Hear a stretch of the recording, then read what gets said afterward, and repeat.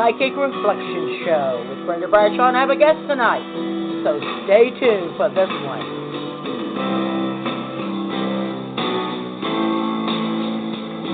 Reflections of my life.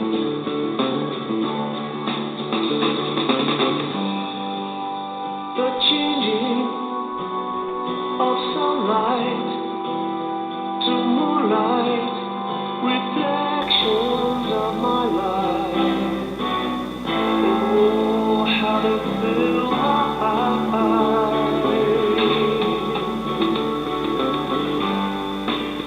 The greetings of people in trouble, reflections of my life. Oh, how they fill my eyes.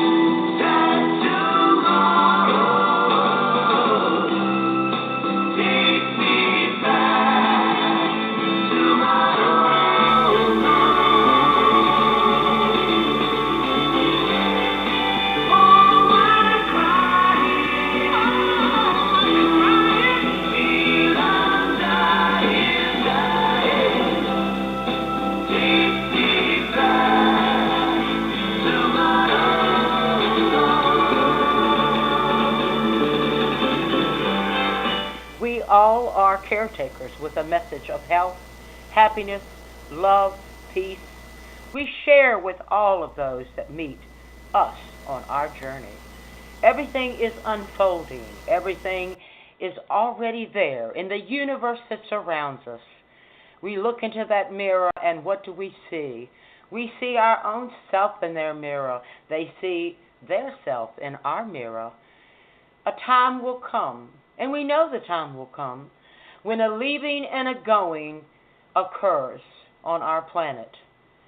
And the leaving could be a joyful time, a healthy time, a reminding time, or it can be regrets and having to listen and to absorb and to understand their position.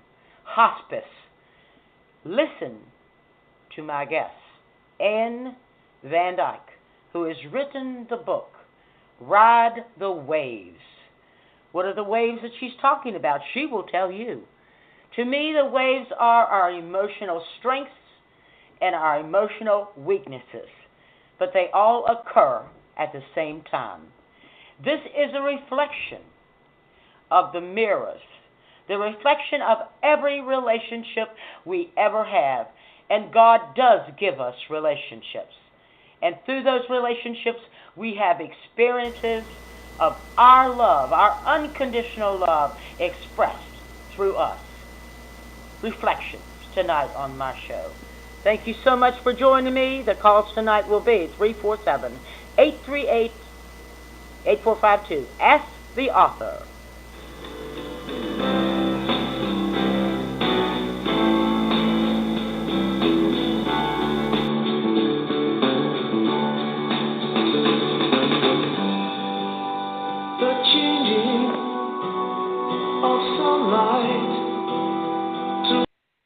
Oh boy, what a night, what a day.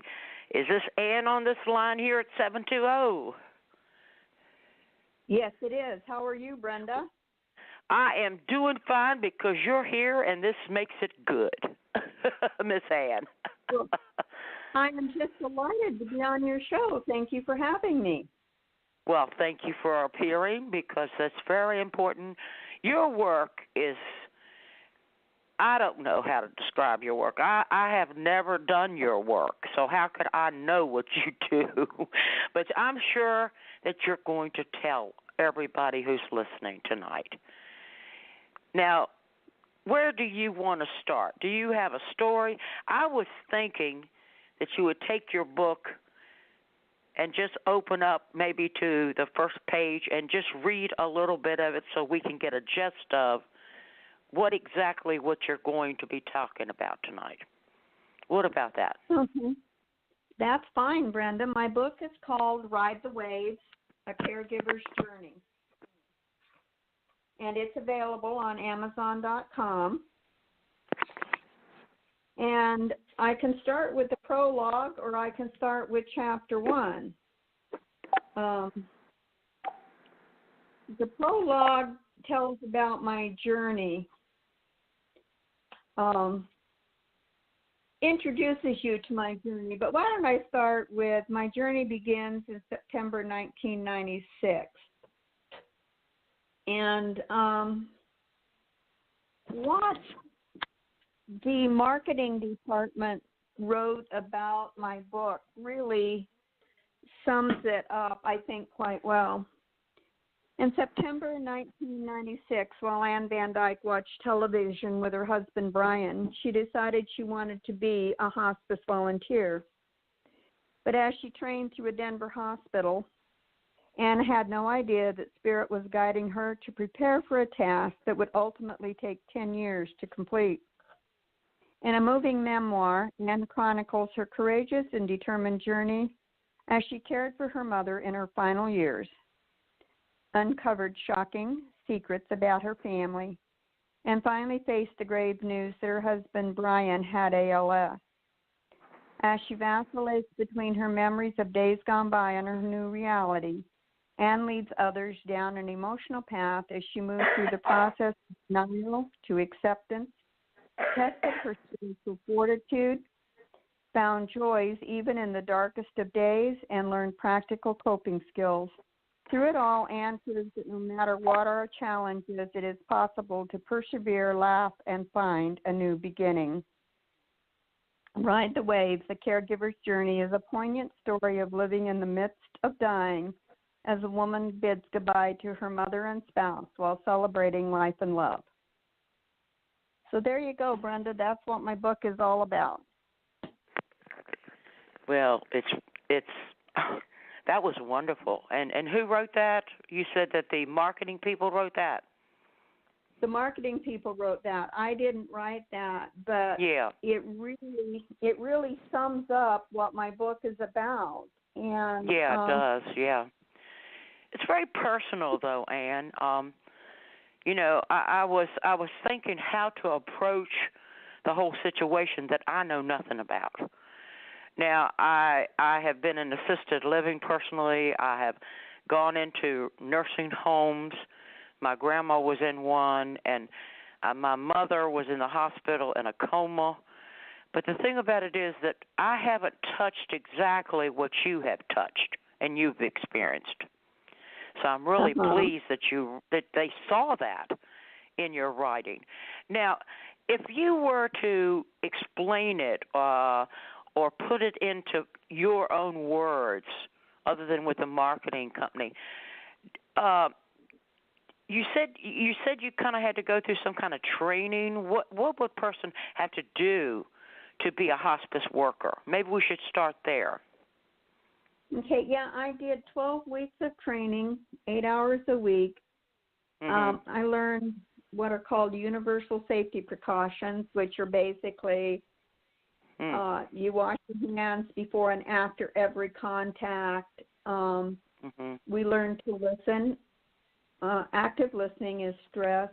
Being present to the person that you're working with is highly stressed. Gosh, this was back in 1996. I don't remember what all. We looked at death and dying. I mean, we went through some things about death and dying. I just don't remember what all, because that's been A long 23. time, yeah. Well, no, but the thing about it is that the experiences that you had after the training really was the gist of it. So if we look at the experiences, now you basically did this training for hospice for your mother. And did you go on and help other people? No, Brenda, I didn't do it for my mother. Oh, I did it. I'm confused. Okay, go ahead. I was watching TV I thought with your mother was your motivation, but you say you had other motivations. Okay. No, I didn't have any motivation. It just sounded like a good idea. It did. Oh, you spontaneously said, I want to be a hospice worker. That's kind of cool, isn't it? Well, I think I spontaneously said I want to be a hospice worker in response to the ad on television. But I know now that Spirit poked me and said, okay, this is what you want to do. Poke. You want to be I got a poke from Spirit. You mean you got that poke, huh? Okay, I get you. Because I had, why would I want to be a hospice volunteer? It was on TV. I said I'm going to do that. Oh, I see. So you were triggered by watching a television program, and you said, "Hey, I want to do that." That's exactly what happened. I said, I think it's great. Go do that. I got poked the same way. I got poked the same way. We all are kind of, you were attracted to it and your passion and everything. Before that time though, were you doing any of that type of work that reflects on that same thing, working with people or community service? Was there anything that you can think of that led you up to that point? Well, I was a licensed psychotherapist working with criminally adjudicated people. And so, of course, Anne, you were already very passionate. Oh, yes. That's great. And That's great. I was, if you want to put it that way, a professional caregiver, because as a therapist, I created a safe place for people to explore their lives and what they needed to change. Oh, that is wonderful. That just went right to my heart, Anne. That's right on my heart. Well, thank you. That's beautiful. Now, how about your childhood? Anything there that would have kind of led you in that direction to be such a caretaker? Think of anything? No, I really can't. I mean, yeah. Were you like look at your childhood as far as your personality and that type of thing? Were you interested in helping people? Was there something that you could say, okay, yeah, I really was helping a lot of children in my surroundings or my family when somebody got sick? Was any of that going on? No, when I was a kid, I liked to play school, and I'd get all of my stuffed toys and dolls out, and I would teach them. I did the same thing. Yeah, I did that. Yeah, and that really. I don't want to overtalk you. Sorry. That really. Well, and then when I got tired of being a teacher, I'd play nurse. Yeah, that's what I want to find out. Yeah, the nurse came in there. Okay, good.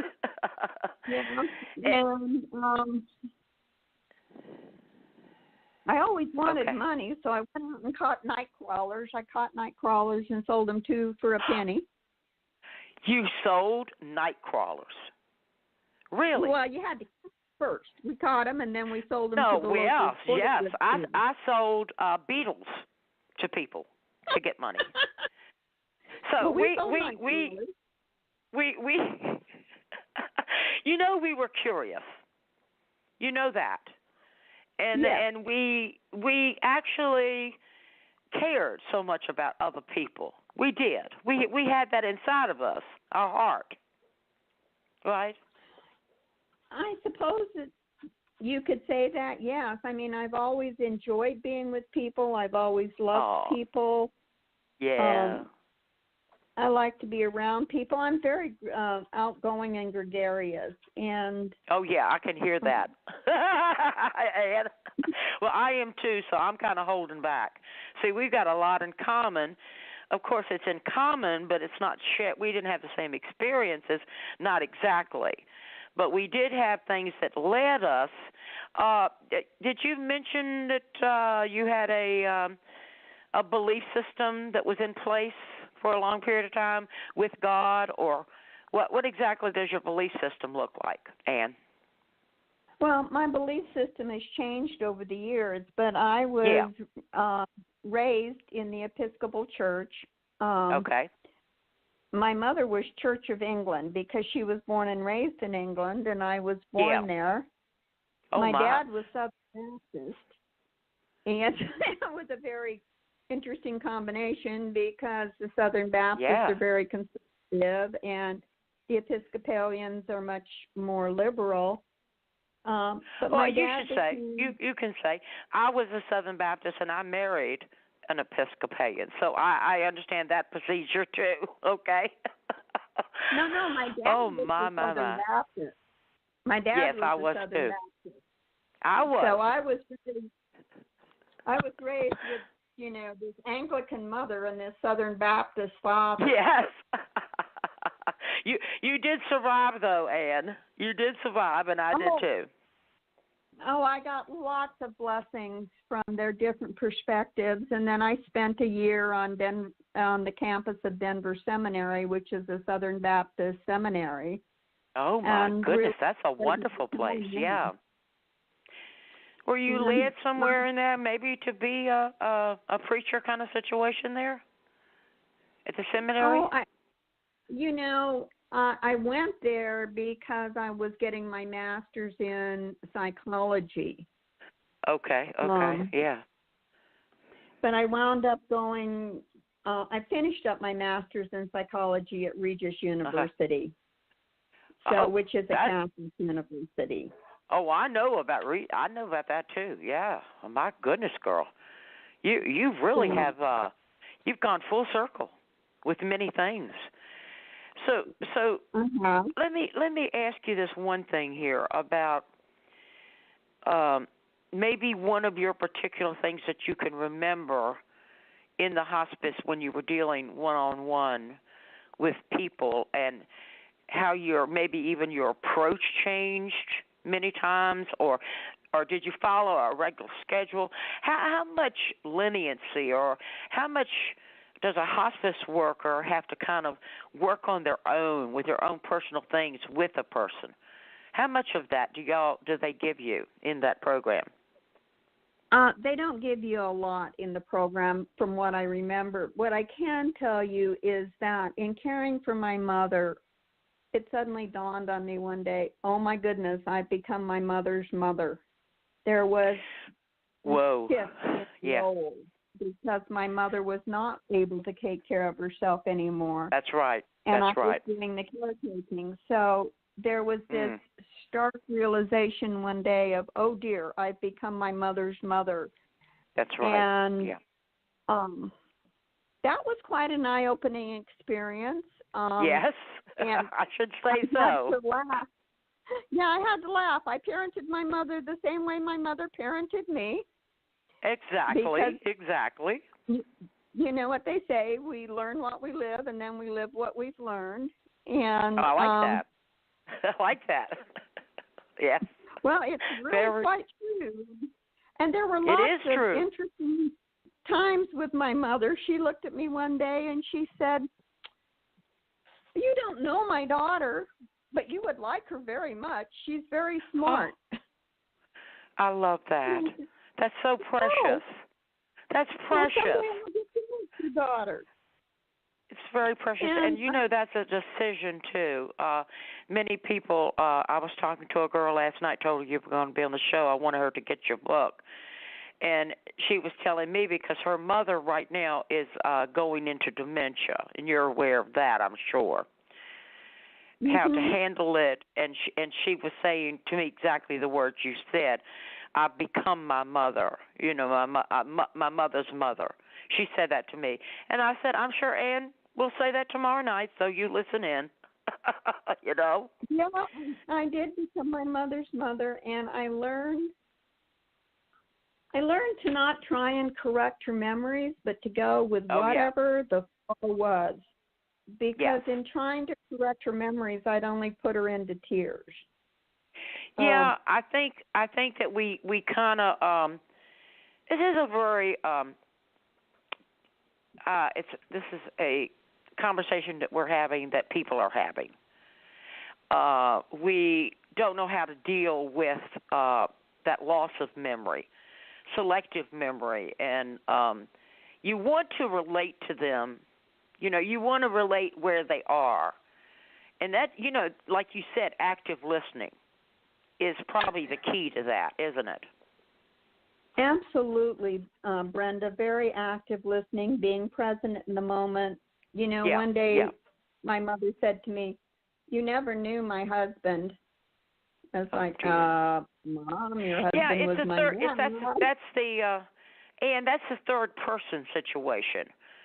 I'm sure you said you took psychology, and of course I took some too. But the thing about it is that what you're working with is it's the body, mind, soul. It's the psychology of the whole thing put together. And I know many things about the brain. I know about the heart. I've done a lot of studies in the biology, the physiologically part of it, and really you as a hospice worker, you have to observe all those characteristics, don't you? Yes, you do, and you can't personalize anything. You have to realize that the person that you're caring for, their brain is operating differently, they're thinking differently, and it's when my mother said, "You never knew my husband," I said, "Well, why don't you tell me about him?" I faced that. Yeah, I understand what you're talking about because I did have that experience with my grandmother. She was my grandmother, but yet again, she became that little child and talked about her memory when she was a child, and I didn't even know most of that because, of course, she's my grandmother, and my mother had never discussed it. So I really was coming into that, into her talking and allowing her to talk, that active listening, because it was important for her. Do you find that true, that they need that? Well, yes, that's important, but the corollary to that is look at the gifts you got by listening. You got to learn about your grandmother's childhood. Yeah. You got to learn not to be closer to her. So by listening and letting them tell their story, we're given gifts. Yeah. And like when I told my mother, "Well, why don't you tell me about him?" she proceeded to share all of her memories about my father with me. And then she said, we had a little girl. She was the prettiest little thing, and I loved her, but I lost her somewhere. Now, growing up, my mother never told me I was pretty. So this was the first time I heard that I was pretty. And it meant a lot to me. And I just patted her hand and I said, "Well, you know what? I'm sure wherever your little girl is, she loves you very much." And she said, "You think so?" And I said, "Yes." And that created a very special moment for us, a moment of love. Is that scenario in your book? Oh, yes. Good, because yes, this story, the story Ride the Waves, is that about all of your work at hospital or just your mother? Which way is it in the book? It's about both my mother and my husband. My mother had dementia. My husband had amyotrophic lateral sclerosis, ALS, Lou Gehrig's disease. So I had them at opposite ends of the spectrum. My mother's mind was, but her body was strong. My husband's body, but his mind was strong. Wow. That's got to be a plan somewhere in the universe or God. When you think about it, everything is arranged so that we do get all of what we need out of something, out of our experiences. I mean, I'm looking at it from a whole objective view. You may have looked at it differently. I don't know. How did you look at that scenario of that yourself? Well, I just knew it was something I needed to do, something I wanted Yeah. to do. My husband and I had always said that at some point Mother would need us to take care of her. And so he was very supportive when I brought her in-home hospice. And then when he was diagnosed with ALS, I just knew there was no way but what I was going to take care of him. Yes.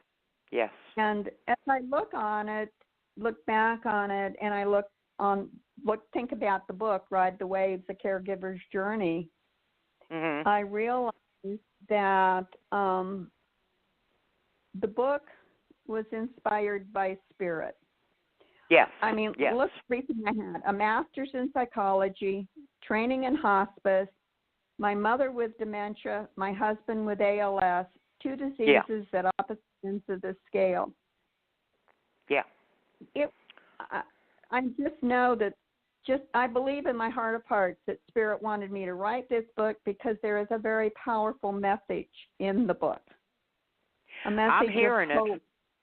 I'm getting those chills that you get. The Spirit was definitely with you, dear. And the thing about it is that I think that many people that are listening will want the book, because when something has that spirit feel to it, that spirit, you hearing that heart, and there's so many people, and I know because you're in the professional of the caretaker, but so many people are caretaking, and I know you probably hear this, that they say how hard it is, how draining, and they feel like they can't keep it up.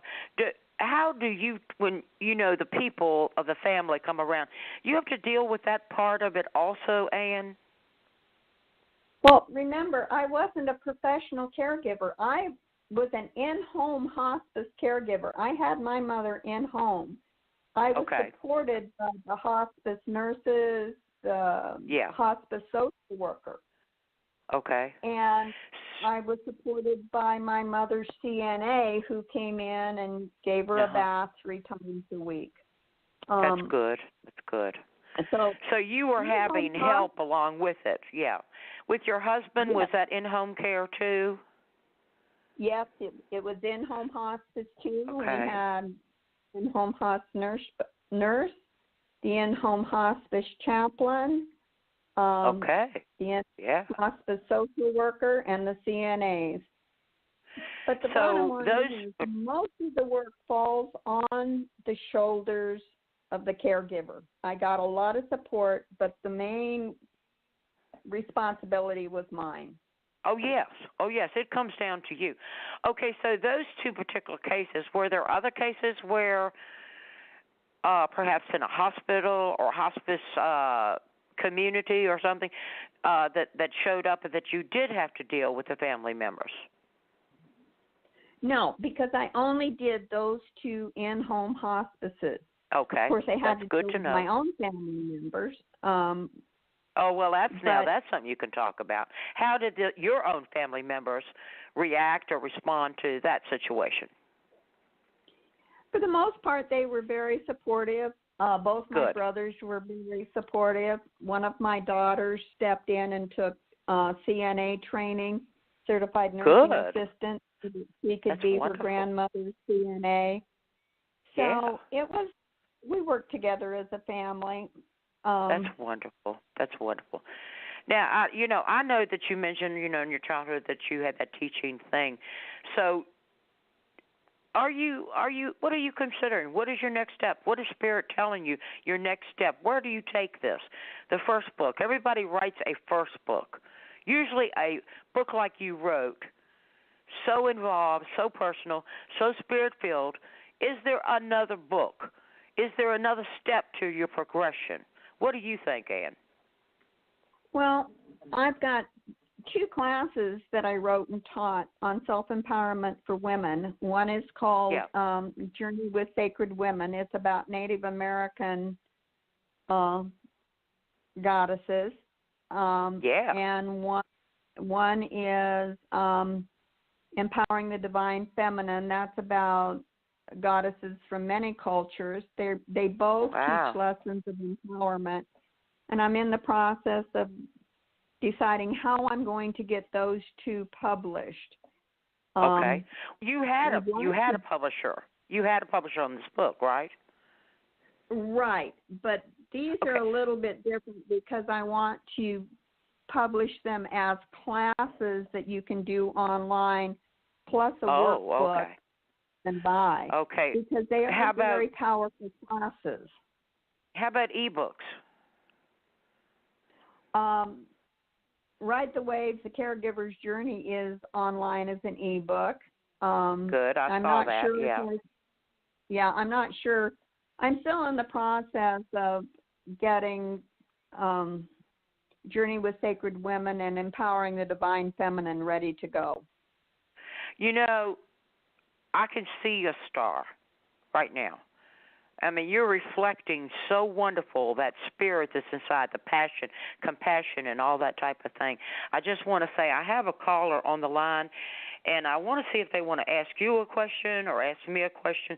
So let me take this, and you stand to the side for a moment. Thank you so much, Ann. You bet. Hello, caller on Skype. What can I do for you tonight? Did you want to ask the author, or did you have another question on your mind? Hi, Brenda. It's Jane calling. I knew it. I knew I hadn't heard from you in such a long time, Miss Jane. So good to hear your voice. Thank you. Well, I just had a lot of things going on this winter, so I'm really not sure what to ask about. If you have any messages, that's great. I've just enjoyed listening to her courage, talking about. Oh my gosh, yes. You know, so much courage. Yeah, and it takes a heck of a lot of grit, or whatever you want to call it, to do that. Well, I'm sure that Ann appreciates that. Ann, she says you have a lot of courage. Do you feel like that you're courageous with all this that you've done? I never felt courageous. I suppose that's a word you could attach to me. I just knew I had a job to do, and I did it. Well, I think that takes a pat on. I think that takes a pat on the back for some kind of courage, because you see, the thing about it is that what you were talking about was your mother, very close to you, and your husband, and those two things become very personal. But I heard that you just said I had a job to do. Isn't that what you said? I had a job to do, and I did it. Well, that's right. My job was to take care of my mom and to take care of my husband as they went through the dying process. And to be there to I did a lot of my mom. What'd you say, Jane? Yeah, I know.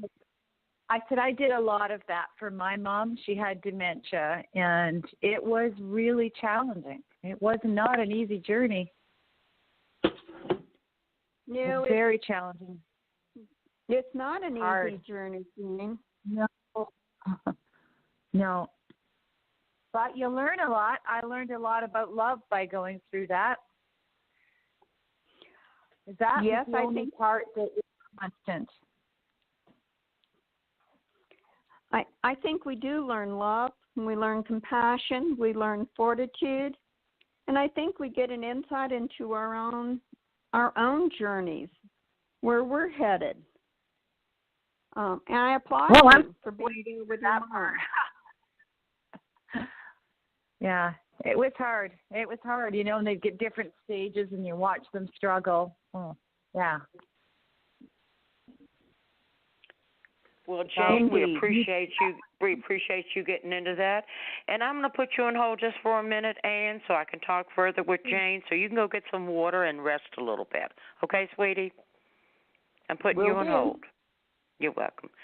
Okay, Jane, you know I've always talked to you about your spirituality with you and how you balance everything out and your materialism and your survival. I see you on your journey line. I see you skipping some steps. I'm not concerned.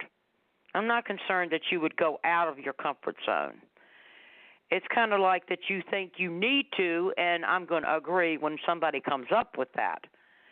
So is that what we're looking at? Maybe like a little bit of discomfort because you have done something that you never thought you would do again. Is that something that's going on with you right now, Jane?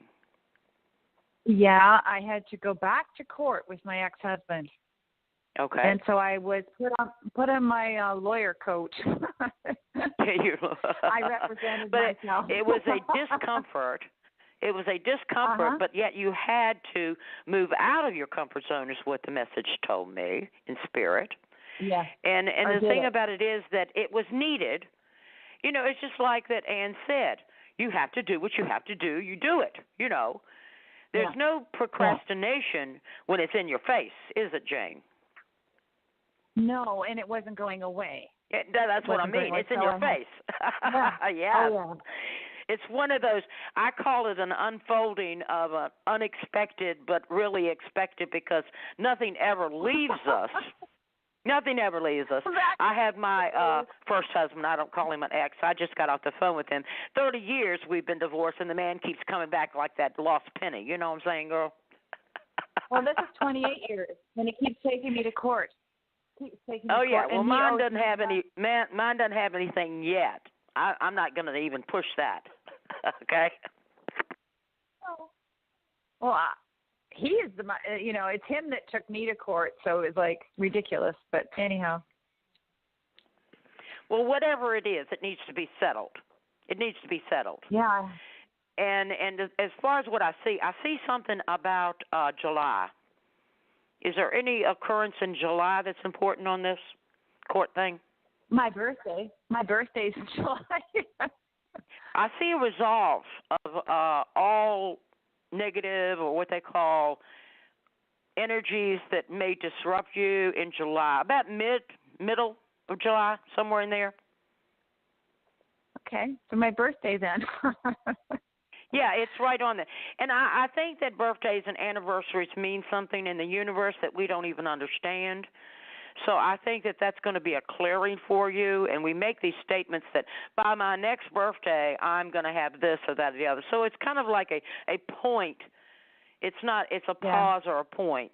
But I do see a continuous flow because you did make the right decision. See, we are not sure of the decisions that we make, and I'm telling you, you made the right decision, so I'm going to confirm that. Does that sound okay? Thank you. Yeah, no, I know I did. It was good. Funny. I'm going to tell you a story. I was driving to the courthouse because it was 2 hours away. I had to go there to file my papers, and song came on the radio all of a sudden. I can't remember. Now it's gone blank, but it was about she's a man-eater. Oh, my gosh. That's one of my favorites. I usually get that one when I'm thinking about that. She's a man-eater. There you go. Go for it, girl. I laughed so hard because I was feeling nervous, and yes. Because it's a big courthouse, and I'm and I started to laugh. It was really funny. I have certain songs like that too. I think the songs are our life, and we definitely are affected by music. I want to ask Ann about that or even ask you about it, because I've read so many studies of people with dementia, with the loss of memory or recalling short-term memory or selective memory, that they are working with them now with music, which does help them it's triggering. And like you said, you heard a song, and it actually does trigger emotions, correct, Jane? Yes, very much so. I found with my mother, emotions she could still connect to. I think it's a different part of the brain or the heart, whatever you want to call it. Yes, but ma'am. You're correct. You're correct. That part didn't affect it. So she could still, if something really upset her, she would get really, really angry. And if she could feel things, I could tell that she could feel. I could tell she knew I was there sometimes, and she would try and communicate that.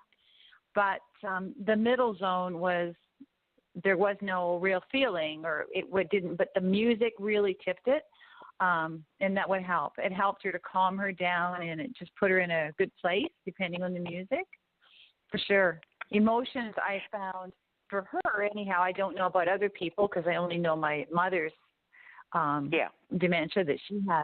but the emotions were still there, and I can't Yes, they imagine were. how difficult.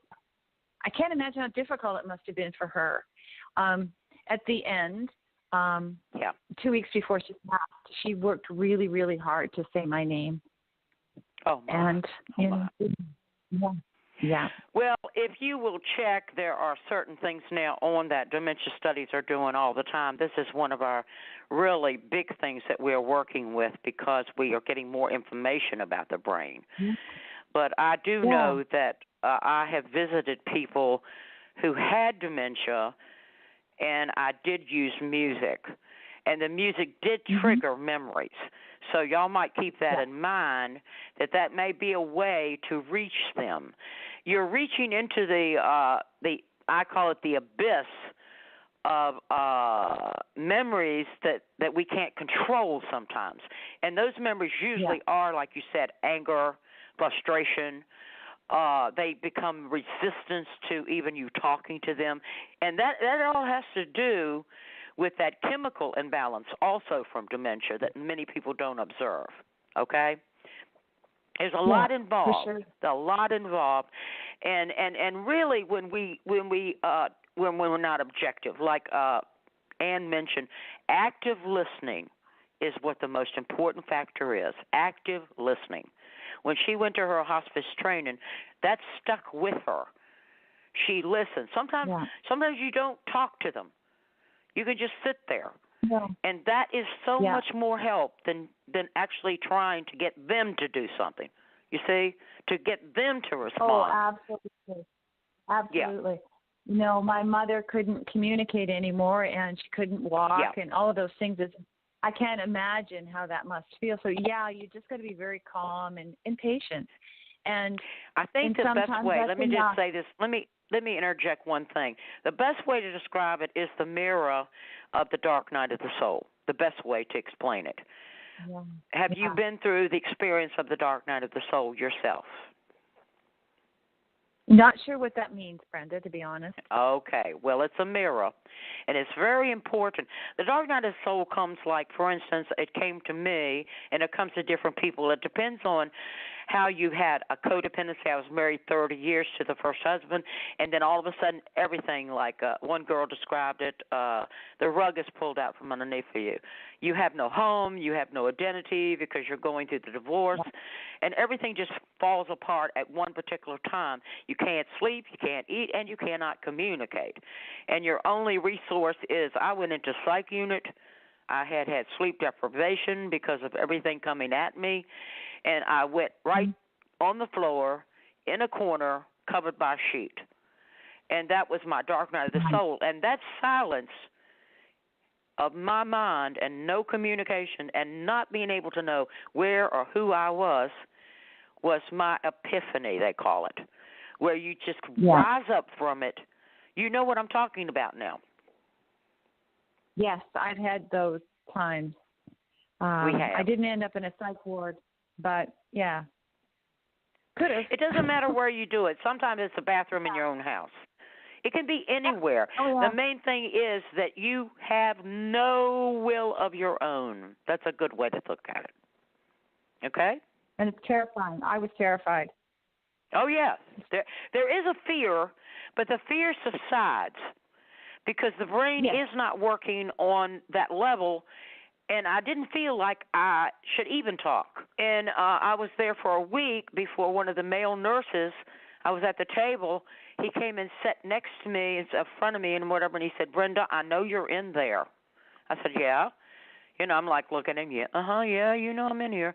But what he did was he took out watercolors and painted in watercolors and gave me the brush. And that was my means of communication. You see? So they know about this at the psych units. They know that you're in there. Yeah. And they do everything they can to help you to express. And I sat there, and I had never done watercolors and just did strokes and more strokes every day he talked to me. And finally, I was able to mouth my words. It was amazing. But I was conscious through the whole thing, Jane. I was conscious. Yeah. You see? It's amazing, I know isn't it? my mom was. I knew my mom was in there. Yes, she was Totally in there. and and it was not that long before she passed away. They treated her like she was in a nursing home by then, right? Yeah. And they, because she needed 24-hour care, and she impersonated the nurse, the caregiver, and they thought my mom didn't know anything, and my God, it was so funny. She nailed it. I'm glad you said that because, see, when you lose your main identity, we all have like different labels and we have different titles. But there is a true self, which you call a true self and a false self, that we have created ourselves, and that became our personality. But when we think about a shutdown of certain areas of the brain, a shutting down and a loss of identity, it's close to amnesia. Dementia is close to it. It's not exactly the same, but it's very close and related. So you're right. And yes, I can do that also. I can channel and do somebody else's personality. That's a reflective thing that brains do. It's called disattachment, and I'm very good at disattachment and disassociation. I'm serious. These things are all linked together. And yes, it seems like something strange. And, it seems like it, but our brain is equipped to have some awareness, whether it is your awareness of that they're in a room. My grandma went to awareness that she was on a ship.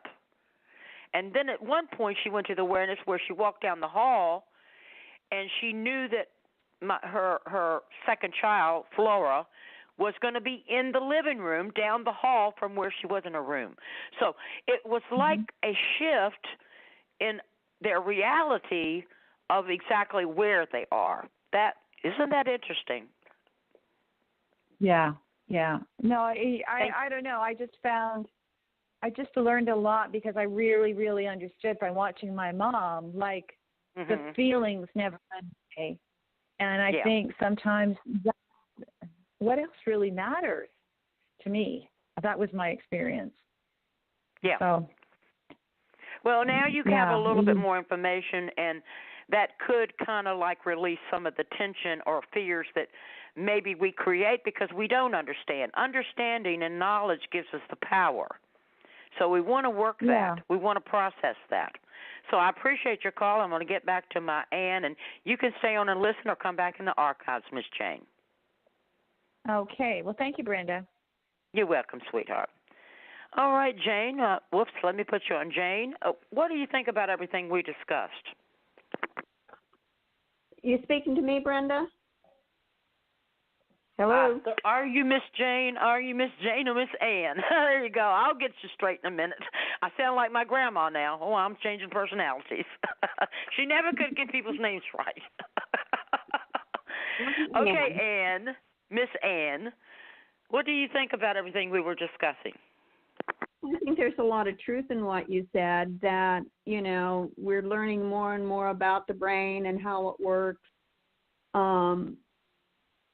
And I know Mom really liked watching TV. It was something that kept her very happy and kept her very content.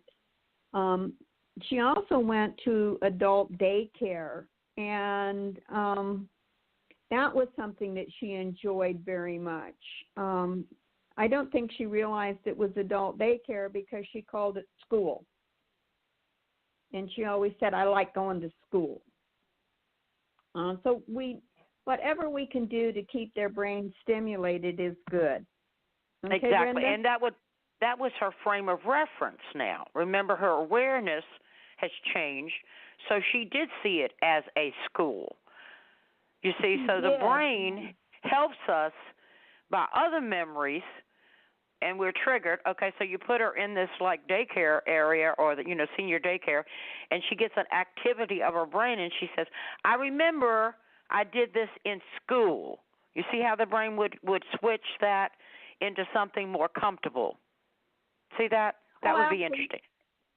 Yeah. Absolutely. And one of the interesting events that came out of that was she came home one day and she says, there's this boy at mine. I said, well, yeah, Mom, there's lots of men at daycare. Yes. She said, well, I think he likes me. Oh, and how I sweet. said, How sweet. Okay. It was sweet. I said, isn't that nice? And she said, well, I'm not sure if it's okay for him to like me. And I said, why not? And she said, because I think I have a husband somewhere. So That's there was amazing. something about this man bringing her candy flowers. He would snitch flowers out of his daughter's garden and bring them to my mom. Oh, and how there was sweet. About him bringing her flowers that triggered in her mind that she might have married at one time. Yeah, so, she did. I mean, when we talk about memories, because that's what I'm talking about in my show, Reflections, I actually have a very keen ideas because I have a great memory all the way back to when I was 2 and 3 years old. And many people don't have that, but I really believe that a person that does keep memories, bad and good memories, that they can overcome their post-traumatic syndrome or their dramas or traumas from childhood. And, I mean, I know that there are life coaches that can really help you because I went to many life coaches and professional regressionists, and they really helped me with my memories. But when you see a person who has dementia, they are really fighting inside to activate their brain. Did you see that struggle sometime with her in her frustration? You saw that, didn't you, Ann? Oh, absolutely. I mean, especially in the early stages before she was completely into the dementia. I mean, one day she was walking across the living room with her walker, and sticking up out of the walker was the remote, and she was mumbling, and I asked her what was the matter, and she said, I can't find that thing. I said, what thing? She said, that thing with buttons that makes that thing go on, and she pointed to the TV. And I said, oh, you mean this, the remote, and pulled it out of her walker basket. She said, yes, that's what I mean. Who put it there? And I said, I'm sure I don't know, but now you have it. Okay, I heard that recently from one of my clients that they were telling their daughter that they didn't want to be in this world. It's not their world anymore. And I said, did you ask them what they meant by that? Well, the technology had become very confusing. There is no there's nothing that they can relate to. Many I'm around seniors now, and I've been around seniors since I was 50, and I'm 70 now. But the thing about was that many people will not have advanced technology. They didn't want even a what you call a answering machine. That was too advanced for them. So it is like a progression. And I don't know if you have any opinions about this, Ann. Do you think it's age-related? Because we do know that people are younger are getting dementia. What would be your thing on that? Brenda, I'm not a medical person. I know on my mother's case, the dementia was related to plaque in the arteries and not enough blood getting to the brain. But, you know, there's a lot of causes of dementia, and I'm really not qualified to address that because I'm not a medical person. Oh, I just did that. That's me. Don't worry about it. That was for somebody who's listening on the line. Okay? They're on the line. I mean, I have them in the queue here. So they needed kind of like a scenario from you as a hospice worker. I did not think that you would say something medical, but you did know that there was hardening of the arteries or something like that. And that is one of the occurrences that I have heard about, that blood flow or things like that are not getting to the brain. The brain needs the blood flow, the oxygen to maintain. And it's a very complicated chemistry and electrical sparks and all that. And I talk to people all the time, and I say, well, you need to go to your doctor. You need to take your mom to the doctor and have a complete checkup. Check the blood, And I don't give medical advice either, dear. But I appreciate you being so honest. Thank you, Ann. Ann, are you still there? Yes, I Okay, am. Can you hear me? Yeah, but slightly. Okay, I've got about some callers, and let me see what's on these lines here so we can kind of see if they... Did you want to ask the author something about anything of dementia or caretaking tonight? 804. Hi. Yes. Hi, Brenda. This is Hugh. How are you? Oh, hello, Hugh Tolson. This is Ann Van Dyke, who just wrote a book called... Yes, I was listening, and God bless her for the beautiful work that she's doing. And I've done a couple of shows with you, and I wanted to see what I can do to help her get more attention too and empower her more. And, we did a show on synchronicity, and your guest, Ann Elizabeth, that was my wife's name. Woo, watch out. It's Ann, what's your middle name, honey? Oh, no, it is. My middle name is Elizabeth. It's Ann Elizabeth. How did you know that, Hugh? She hasn't announced her middle name. Well, Mama. Spirituality. You just shocked everybody here. That's Hugh. Now, Hugh, on the comments of dementia, have you had any experiences with caretaking or dementia in your family? Not close, but within the family, it's so prevalent. And just when I was working contract security, I was escorting a nurse who was bringing somebody to a doctor's appointment that was being evaluated for dementia or had dementia. And I just, he was walking fast. I say, looks like he's off to the races. Just that word set him off. He started yelling, race, race, even the elevator all the way up to the doctor's office. I said, oh boy, I started something here.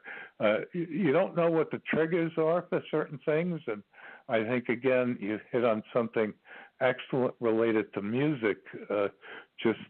Harmonics is a whole area that should be studied more for just making people more calm and relaxed and getting into. And the brain is so complex, too, because I have COPD and from a near-death experience, but I also enhanced my spirituality to a point that I have opened up into other dimensions. So there's so much to explore with the brain and what she has discussed about dementia. And my Earth Angel wife, too, was in her near end, was scheduled to go into a hospice. She was getting home hospice care from her twin sister, and the Wednesday before the Monday that she was supposed to go to the hospice, she said she didn't want to ask me to have God take her. She didn't want to live the way she was living anymore. And I said, I'm not going to ask God to do that at all, but I'm going to ask you to just offer up your pain and suffering for the rest of us because you're going right to heaven. And I think she accepted that. The day that they came to pick her up, schedule at 1 o'clock for hospice, she passed at 12 noon with my younger daughter and one of her sisters in the room with her. So she wasn't going to go that hospice, but it's you cherish what you can, the beauty of the memory of people when they're in the different stages and toward the end, not to give up on them or feel bad. It's just that they're not in touch with reality. But if you are, you can always cherish the beautiful memories that you had. That's what I'm doing with my wife. She was such an earth angel to me that I'm committed to empowering women and indigenous people in my work, and that's what I heard Ann saying too. So I do want to have a follow-up conversation with her just to see some things that I can do. You were there for her. You know, like Ann said, active listening, being there present for them. Right. And, whether we should not feel guilt or shame that we didn't do enough. I think that's what I talk to my clients about. You're doing the best you can by just being there, holding their hand. Anne, wouldn't you say that probably that no actively just being present with them, Anne? Being present is probably the most important thing any of us can do for anyone. And I just want to reinforce what you said, Brenda, that I believe in my heart of hearts that each individual does the best he or she can with the tools he or she has at the moment, and that we never have anything to regret. As long as we're acting in love and doing our best, there is nothing to regret. And you're right, just being present and just listening can be a very healing situation. Well, I appreciate you calling in, Hugh, and I'll hear from you again real soon, I'm sure. Thank you again for being such a wonderful person to call in with your story, because we all have this. We all need to do this. And like I'll repeat what Ann said, she became her mother's mother. How interesting is that the switch occurs in all of our lives where we become the caretaker for someone who took care of us. Thank you again, Hugh, and you call me back anytime, okay? All right. Take care. God bless. Bye-bye. Thank you, Hugh.